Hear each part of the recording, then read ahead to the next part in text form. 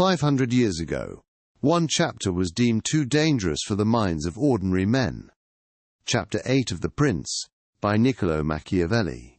The forbidden knowledge of strategic cruelty. While other chapters spoke of diplomacy and alliances, this one revealed the brutal mathematics of power. It wasn't about random violence or mindless brutality. It was something far more terrifying. Strategic cruelty. Calculated suffering.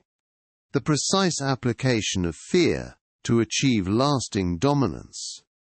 The Church condemned it. Scholars buried it. Politicians publicly denounced what they privately practiced.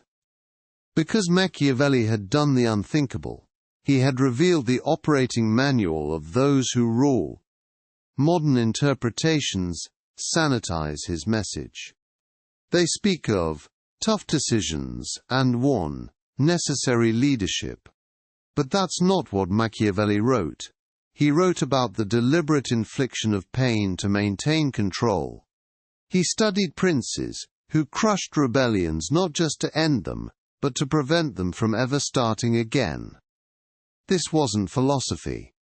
It was a field manual written in blood, tested in the courts of Renaissance Italy, where betrayal was an art form, and survival demanded the mastery of strategic elimination. Today, we'll decode the chapter they tried to bury, the mathematics of power that still governs our world. If you're finding value in this, hit subscribe so you don't miss what's coming next. Building on what we covered, Machiavelli's most disturbing insight wasn't about evil itself. It was his cold mathematical distinction between cruelty well used and cruelty poorly used.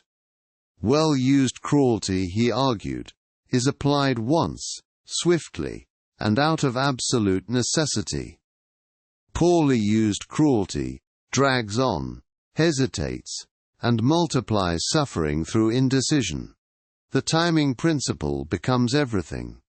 Strike once, strike completely, then never again.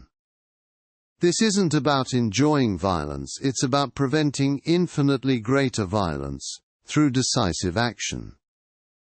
Machiavelli observed that delayed mercy often becomes the cruelest choice of all. When you hesitate to end a rebellion, you don't spare lives, you multiply casualties. When you refuse to eliminate a threat, you don't show mercy, you invite catastrophe. The mathematical logic is brutal but undeniable. One decisive act prevents 1,000 desperate ones. This is why Machiavelli called it necessary evil.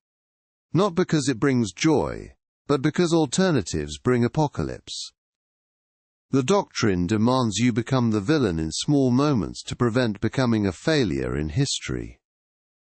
But knowing when to apply this principle, that's where true power separates itself from mere brutality.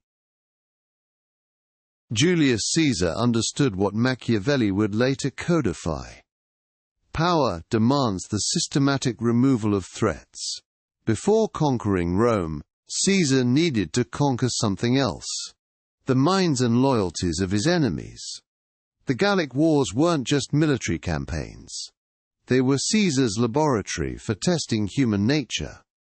Every victory revealed which senators celebrated his success, and which ones grew silent with envy. Caesar catalogued their reactions, filed away their jealousies, built detailed maps of future betrayals. When political rivals emerged, Caesar didn't just defeat them. He orchestrated their complete destruction. Take Bibulus, his co-consul. Caesar didn't argue with him in the Senate. He made him irrelevant. Caesar understood that true power isn't just defeating enemies. It's making their defeat so complete, others fear to oppose you. He turned executions into entertainment, made loyalty profitable and opposition deadly.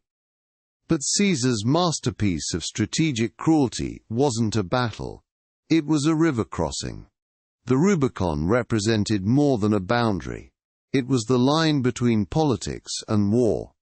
By crossing it, Caesar forced every Roman to choose: submit to his rule or face his armies. This wasn't impulsive ambition. It was calculated terrorism. Make surrender more attractive than resistance. Caesar's cruelty wasn't random violence. It was a precisely wielded instrument of psychological warfare. Every elimination served a purpose. Every display of force sent a message. Every act of mercy came with conditions. Building on what we covered about Caesar's betrayal, today's battlefields aren't marked by swords. They're marked by boardrooms, media campaigns, and digital dominance. Tech giants don't compete. They eliminate. When Facebook acquired Instagram, it wasn't innovation. It was strategic elimination of a rising threat. Amazon didn't just compete with retailers.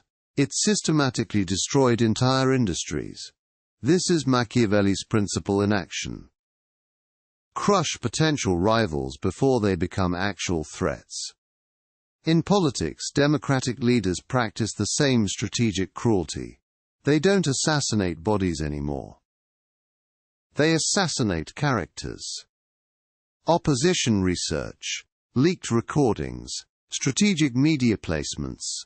Modern character assassination follows Machiavelli's blueprint perfectly. Even cancel culture operates on Machiavellian principles. Swift, decisive, complete elimination from the public sphere. The methods have evolved. The principle remains unchanged. But understanding this game comes with a terrible price. Here lies the final truth Machiavelli whispered in shadows. Those who master strategic cruelty ascend to thrones. But crowns become cages. And power becomes the very prison that destroys its master. The practitioner of strategic cruelty undergoes a metamorphosis.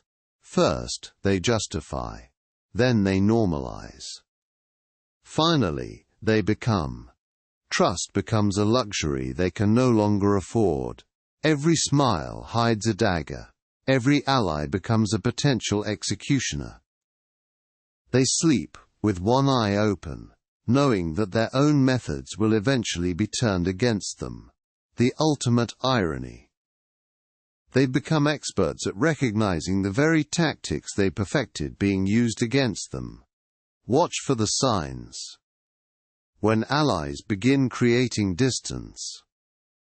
When information flows around you, not through you.